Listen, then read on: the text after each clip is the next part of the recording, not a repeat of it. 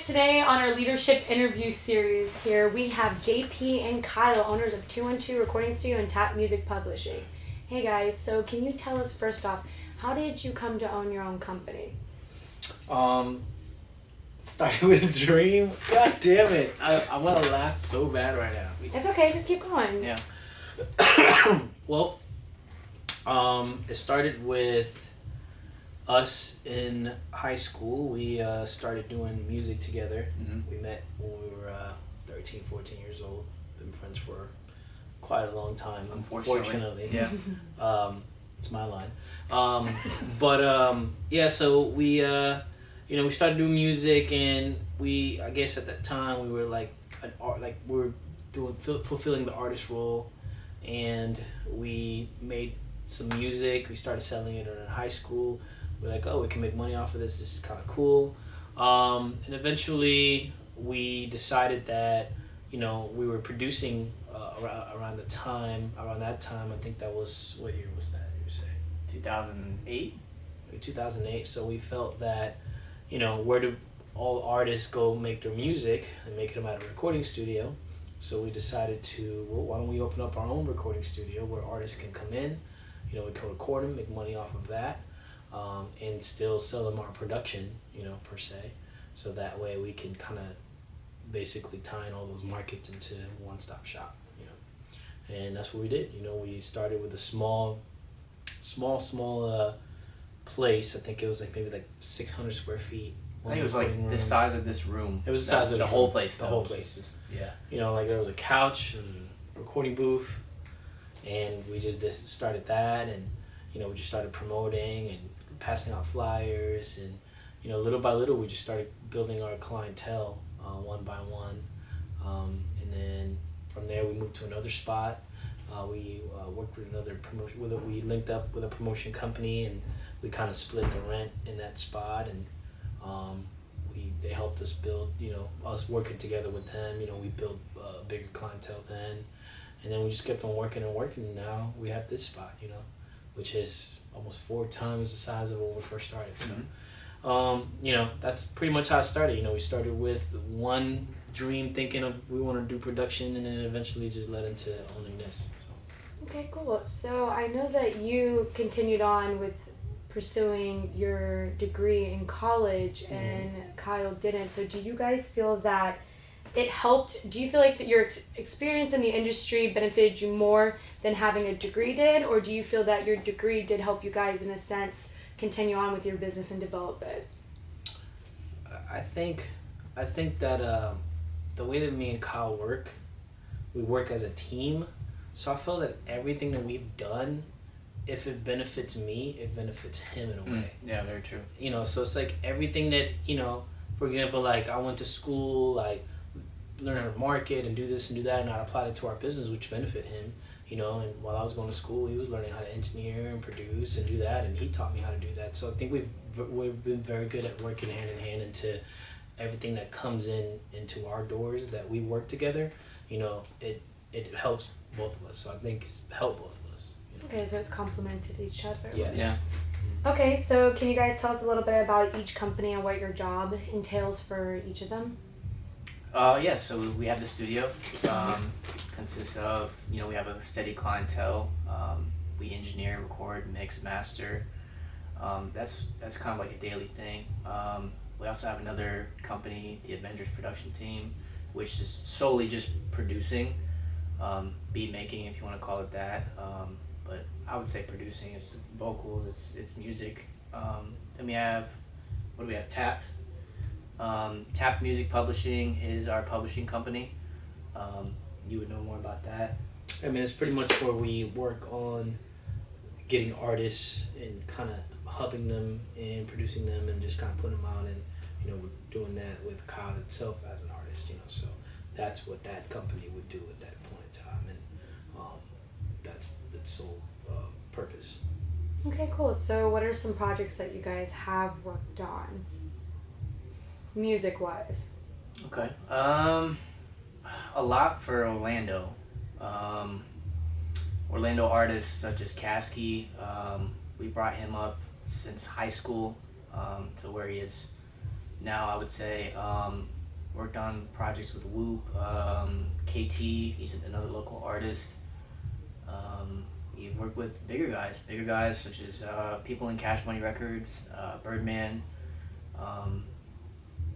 writing and producing for them. We just finished working on an album from this artist called Ritz, nationwide album. He signed to Strange Music. So a lot of independent work and a lot of like up and coming signed artists. Yeah. So it's a lot of development. That's really our main focus. We like to develop, take an artist from point A and point B so that he can take the bigger step and, kind of flourish and go from there. Okay, well that kind of slides into my next question. So Kyle, you are an artist yourself and you just released your second project. So what has it been like working on your company and developing you as an artist at the same time? Stressful, for sure. You only have 24 hours in a day, so I mean, when you're working at the studio, more hours than you would a regular 9 to 5, and try to squeeze in the artistry, it can be very taxing mentally. I guess and physically too. You're just tired, and it's hard to focus on so many things at once.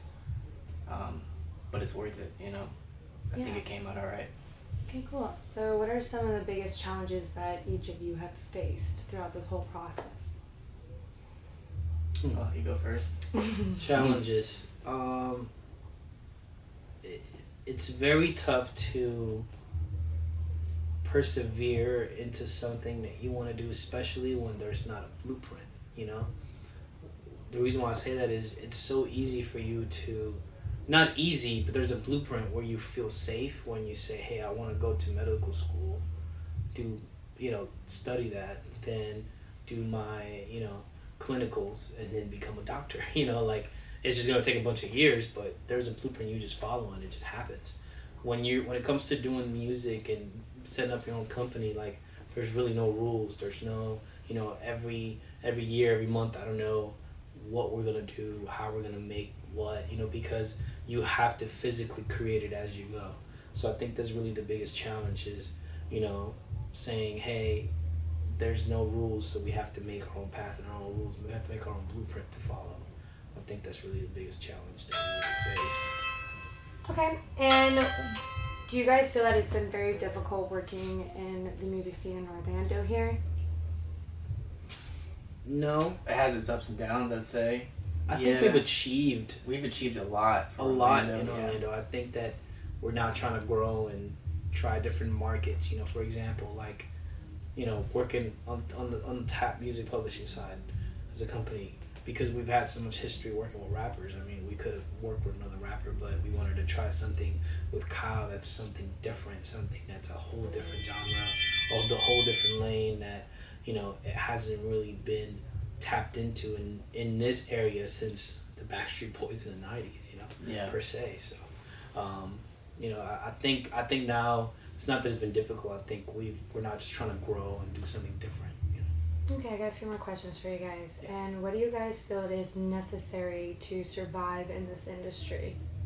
A couple of questions left for you guys. What do you feel is necessary to survive in the industry? Cliche, gotta be willing to fall down 10 times or succeed one time. What's the saying? Do you know it?